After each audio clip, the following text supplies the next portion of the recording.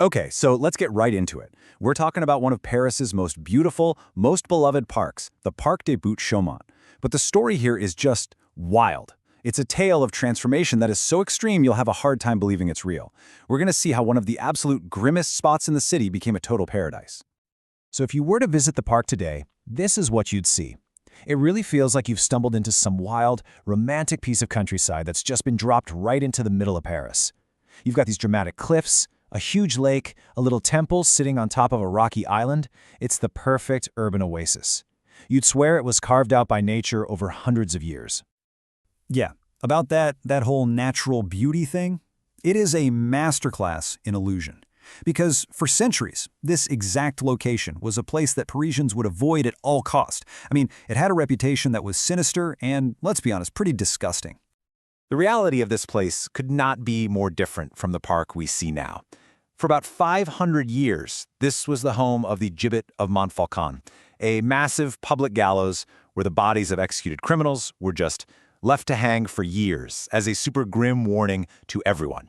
After that, it became an industrial quarry, a pit for the city's sewage, and even the place they dumped dead horses. It was, for all intents and purposes, a toxic wasteland. So that brings us to the big question, right? How on earth do you take a place that's literally defined by death, industry, and decay and turn it into one of the most romantic and treasured parks in the entire world? Well, the answer is a story of incredible ambition and some truly mind-blowing engineering. To really get how this happened, we've got to rewind to the mid-19th century. Paris was facing a huge crisis, and it was clear that the city needed a solution, and a radical one at that.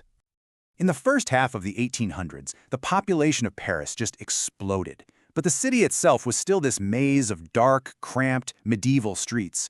It was dirty, overcrowded, and disease was everywhere. The city was basically a tinderbox of social tension and revolution just waiting to ignite. Something had to change, and fast. And this is where Emperor Napoleon III comes in. He had this grand vision for a new Paris, a modern capital, with wide open boulevards, clean water, and beautiful public spaces. And the guy he picked to make it all happen was Baron Haussmann, a tough-as-nails administrator who would literally reshape the entire city. And when I say reshape the city, I mean it. The scale of this project was just immense. Haussmann's renovation was a complete top-to-bottom reimagining of Paris. You can see on this map the new boulevards just slicing through the old city. And right here, in the northeast, is the site for this new park. It was all part of a green plan to bring a bit of nature, or at least the idea of nature, to the working-class parts of the city. It was about health, for sure, but also about social control. Now, Haussmann gets a lot of the credit, but he was smart enough to assemble an absolute dream team to pull this off. The real genius behind the parks was this guy, Jean-Charles Alphand, the head engineer. He worked with Gabriel Daviau, the architect who designed all the cool structures, and Jean-Pierre Barriette Deschamps, the master gardener. This was basically the A-team of 19th century urban design. Okay, and this is where the story gets really, really good. That natural park we were talking about, it isn't natural, not one bit. It is a spectacular, jaw-dropping feat of civil engineering. I mean, the construction process alone was staggering. First, they had to reshape the entire unstable site.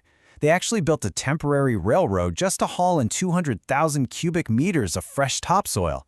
Then, and get this, they used dynamite, the hot new technology of the day, to blast the old quarry walls and sculpt them into the cliffs you see today. And to top it all off, they installed a whole system of powerful hydraulic pumps to create a huge artificial lake and keep the waterfalls flowing. So the main takeaway here is summed up perfectly by the historian Antoine Piquan. He says that this feeling of naturalness is built on a foundation of pure engineering. All the water, the cliffs, the hills, it's all artificial. It's a technological marvel designed to look like a wild, forgotten landscape. So let's zoom in on a few of the park's most famous features, because this is where you can really see the beautiful deception up close. The park's main icon is the Temple de la Sibylle. It sits way up on that 50-meter cliff that was literally blasted into existence with dynamite. And the architect, Daviau, he modeled it directly on the ancient temple of Vesta in Tivoli, Italy, which was a super popular subject for romantic painters. So you see what they're doing? They're not just building a park, they're building a painting you can walk through. So how do you get out to this man-made island? With more incredible engineering, of course. There's a 63-meter-long suspension bridge designed by none other than Gustave Eiffel. Yep, that Eiffel, years before his famous tower. There's also this high stone bridge that got the grim nickname the Suicide Bridge, kind of a dark echo of the area's history. And if you look really close at the details, like the railings and the benches, you might think you're looking at old rustic wood. But surprise, it's another trick. It's a technique called faux bois, which just means false wood. Artisans would literally sculpt wet concrete over a steel frame and then hand-paint it to look exactly like wood, right down to the grain and the knots. It's the perfect metaphor for the whole park, an industrial material disguised as nature. They even took a huge cavern left over from the quarrying days and turned it into this incredible fantasy grotto. They added fake stalactites and engineered a massive waterfall that crashes down into the lake. I mean, they took an ugly industrial scar and made it a romantic spectacle. It's amazing. But, creating a massive illusion like this is one thing. Keeping it going for more than 150 years? Well, that's a whole other challenge. And that brings us to what's happening in the park today. And you know what? The project absolutely worked. Today, the park is exactly what Napoleon III and Haussmann dreamed it would be.